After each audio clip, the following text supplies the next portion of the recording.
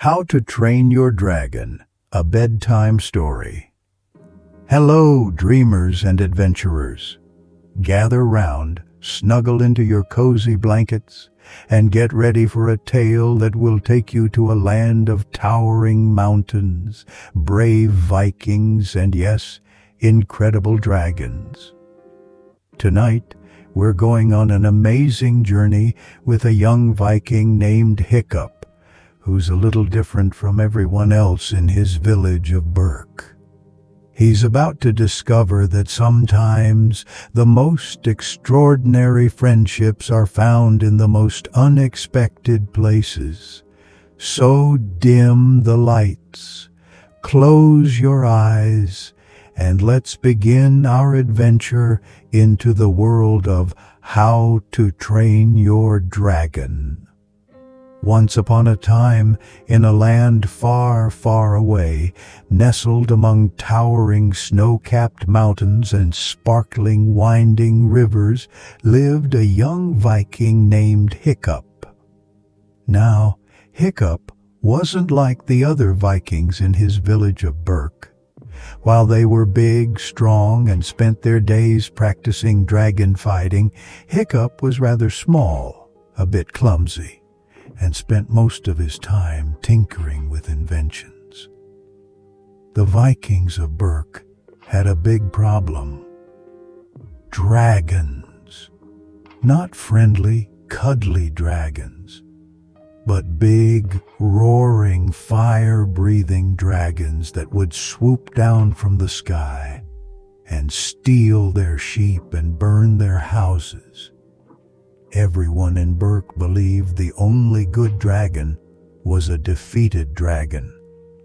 One night, during a particularly fierce dragon raid, Hiccup, with his clever mind and a contraption he'd built, managed to actually knock a dragon out of the sky. But this wasn't just any dragon. It was a night fury, the most mysterious and feared of all dragons. The next morning, Hiccup ventured into the forest to find the fallen dragon. He expected to find a monstrous beast ready to attack. Instead, he found a magnificent, sleek black dragon with emerald green eyes caught in his trap, injured and helpless. This dragon was truly amazing. Hiccup, instead of finishing the dragon off as any good Viking would, felt a strange tug in his heart. He saw fear in the dragon's eyes, not just fury. Slowly, carefully, he approached the creature. He noticed its tail fin was damaged, making it unable to fly. Instead of hurting it, Hiccup decided to help. He named the dragon Toothless because when its mouth was closed, its teeth disappeared. Day after day, Hiccup would sneak into the forest, bringing toothless fish, drawing pictures of him in his notebook, and slowly, gently, gaining his trust. He even started to build a prosthetic tail fin for Toothless, so the dragon could fly again. The more time Hiccup spent with Toothless, the more he realized that everything the Vikings thought about dragons was wrong. Dragons weren't just mindless beasts. They were intelligent, playful, and even affectionate creatures. Toothless loved to chase sunlight, draw in the sand with his nose, and even tickle Hiccup with his snout.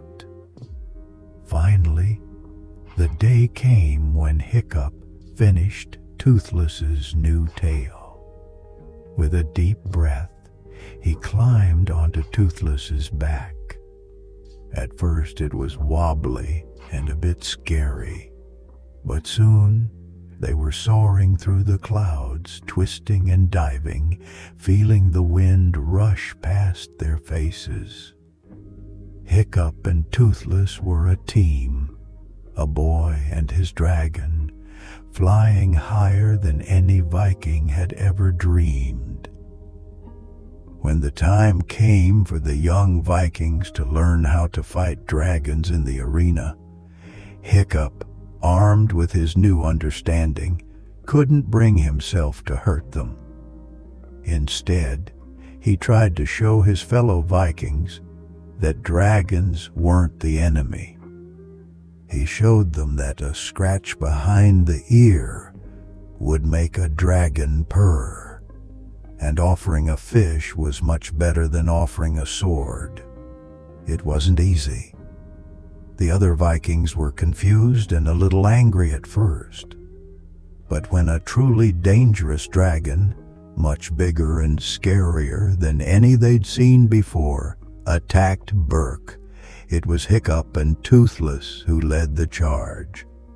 They showed everyone that with understanding, kindness, and a little bit of bravery, even the fiercest dragon could become your greatest friend.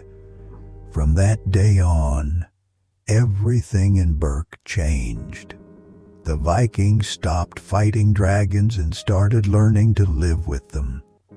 They built dragon stables, played games with their dragon companions, and instead of fear, the air was filled with laughter and the happy roars of dragons. And Hiccup, the boy who was once an outcast, became the hero who taught everyone that sometimes the bravest thing you can do is to try and understand, instead of always fighting. And so the land of Berk became a place where Vikings and dragons lived side by side, proving that true courage isn't about slaying a dragon, but about learning how to train your own. And so, in the night sky and the moon casts its gentle glow, we leave the island of Berk, where Vikings and dragons now live in harmony. Remember Hiccup's story as you drift off to sleep, that sometimes the best way to solve a problem isn't with a sword, but with a kind heart and an open mind. Sweet dreams, little adventurers, and may your own dreams be filled with wonderful friendly dragons.